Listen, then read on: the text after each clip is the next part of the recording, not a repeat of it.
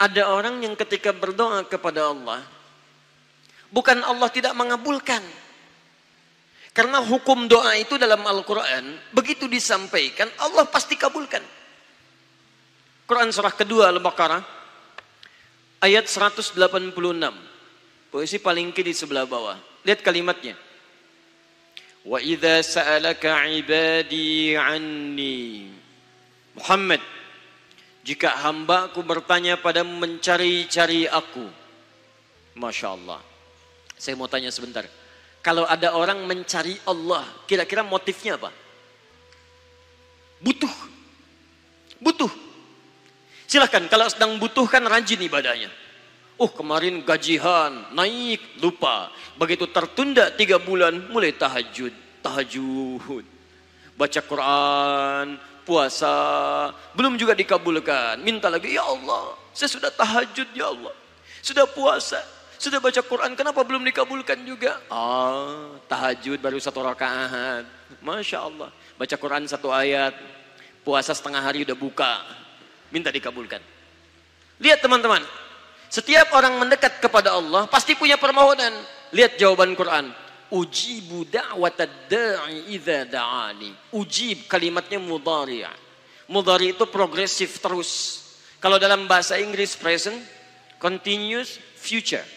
Present sekarang, continuous terus, future di masa depan.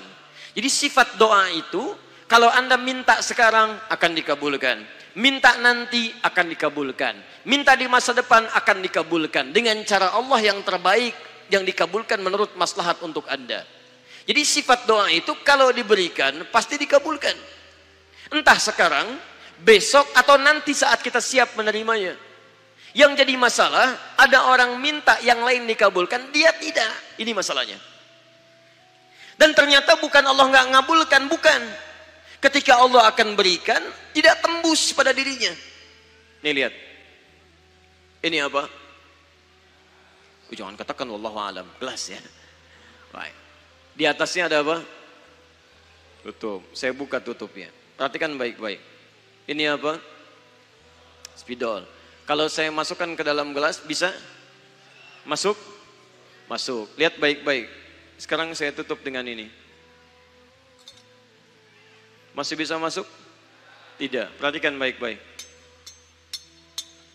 Sulit. Saya ganti kemudian, misal dengan yang ini. Lebih halus. Saya tutup begini. Masih bisa masuk? Sulit. Mau dipaksa jadi masuk ke dalam, jadi kotor, tidak bisa diminum. Lihat baik-baik. Terkadang ketika Allah dengan sifat sayangnya ingin mengabulkan permohonan hambanya, bukan doa tidak dikabulkan, tapi permohonan ini tidak sampai pada dirinya karena ada sekat yang menutup. Itulah dosa. Itulah maksiat. Semakin pekat dosanya, semakin kuat penghalangnya, maka semakin sulit kemudian Allah memberikan rahmat yang turun pada dirinya. Maka banyak hadis menyampaikan kepada kita, lihat baik-baik. Saya sampaikan satu hadis dari Nabi SAW.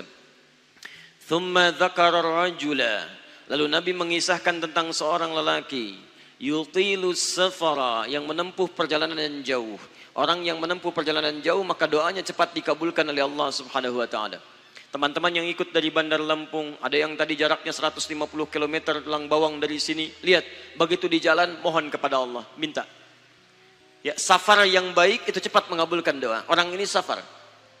Yamuddu yadaihi ilas sama, dia mengangkat tangannya ke langit begini.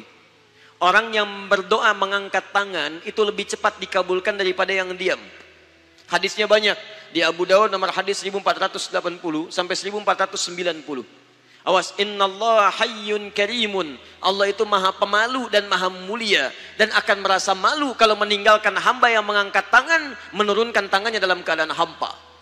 Maksudnya orang yang mengangkat tangan akan lebih cepat dikabulkan doanya dibandingkan yang diam. 3. Fayaqulu ya Rabb ya Rabb. Maka dia berkata, ya Rabb, ya Rabb. Memohon dengan al-asma'ul husna. Sifat rububiyah Allah. Yang kalau dimintakan dikabulkan. Ya Rabb, ya Rabb. Quran surah ke-17. Ayat 110 sampai 111. Paling kanan di pertengahan. Lihat baik-baik. Allah menjamin dalam Al-Quran. seseorang yang memohon kepada Allah dengan kalimat-kalimat al-asma'ul husna akan lebih cepat dikabulkan dibanding orang yang langsung memohon kepada Allah tanpa menyebut kalimat al-asma'ul husna. Qulid'ullaha awid'ur rahman ayyamma tad'u falahul asma'ul husna. Kalau Anda punya masalah, sebut nama Allah. Bukan mengeluh. Atau sebut namanya ya Rahman. Tapi kalau Anda mampu, cari nama-nama Allah yang terbaik sesuai dengan persoalan yang sedang kita hadapi. Namanya Al-Asma'ul Husna. Jadi Asma'ul Husna itu bukan dihafal. Ya Allah, ya Rahman, ya Rahim, ya Malik, ya Qudus. Boleh dihafalkan. Tapi hafalan ini maksudnya membantu kita untuk bisa memilihnya saat kita membutuhkannya.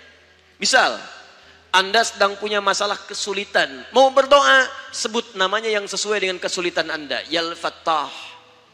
Masalahnya rezeki, sebut ya Allah ya Razzaq.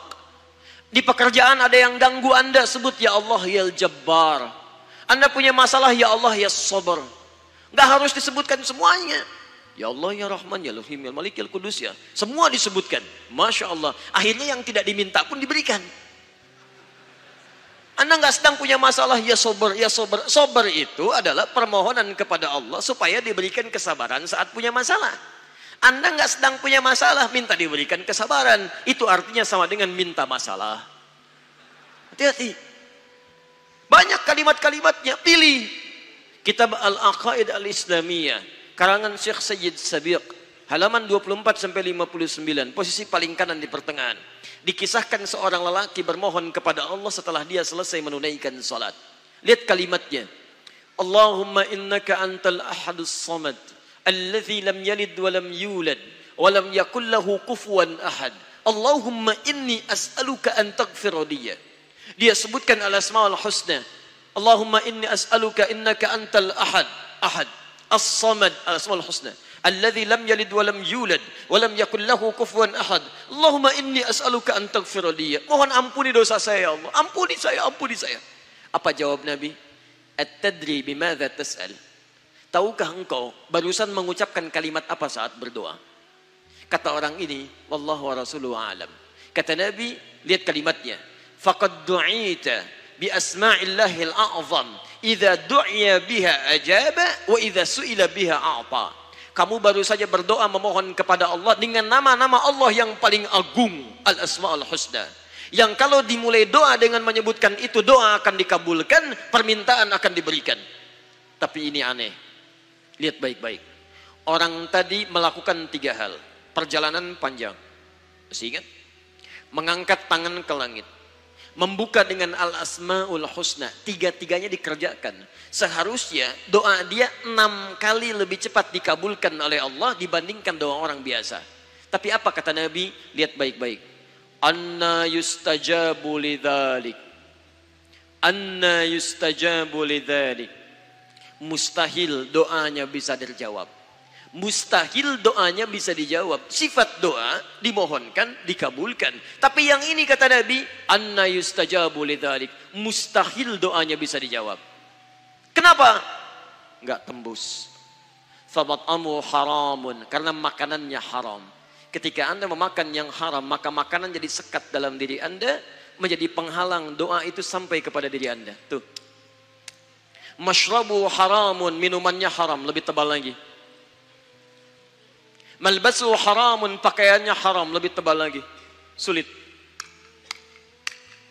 Wa ghudhiya biharamin, dan perangkat hidupnya haram, lebih sulit lagi. Enggak tembus-tembus. Yang paling celaka dibawa yang haram ke rumah, dimasak kemudian oleh ibunya, dibagikan kepada anak-anaknya, muncul haram di keluarga, maka sulit turun rahmat ke dalam keluarga itu. Makanya kalau sudah maksiat terjadi, maka mohon maaf, rahmat sulit diturunkan, hidayah sulit masuk dalam diri seseorang. Maaf, ini yang haram beredar dengan darah, masuk ke dalam telinga. Quran kemudian muncul surah ke-6 ayat 25. Wa fi adhanihim waqra, di telinganya akan ada sumbatan. Bukan gak bisa dengar, yang lain kedengaran. Cuman ketika diminta yang baik-baik, gak tembus dalam telinganya. Konser musik di GBK, di Jakarta, Masya Allah, dari Lampung kedengaran. Masjid yang jaraknya 5 meter dari rumah, gak nyampe. Ini rumah dia, Ini masjid, mikrofon masjid ke rumahnya begini nih. Sepeda ada, motor ada, mobil ada, kendaraan ada. Allahu Akbar. Hayya 'alas shalah. Gak dengar. Qomat, gak dengar. Konser musik yang jaraknya cukup jauh, Masya Allah. Sebelum artisnya datang, tiketnya udah habis. Masjid kurang apa lagi? Soundnya jelas, panggilannya bagus. Ustadznya datang sendiri, nerangkan sendiri, nulis sendiri, kadang-kadang ngapus sendiri, live juga. Kemudian ada snacknya, aquanya ada, semua kelengkapannya ada. Dengan semua itu belum menyentuh Anda terpanggil untuk datang, coba cek maksiat apa yang sudah Anda kerjakan.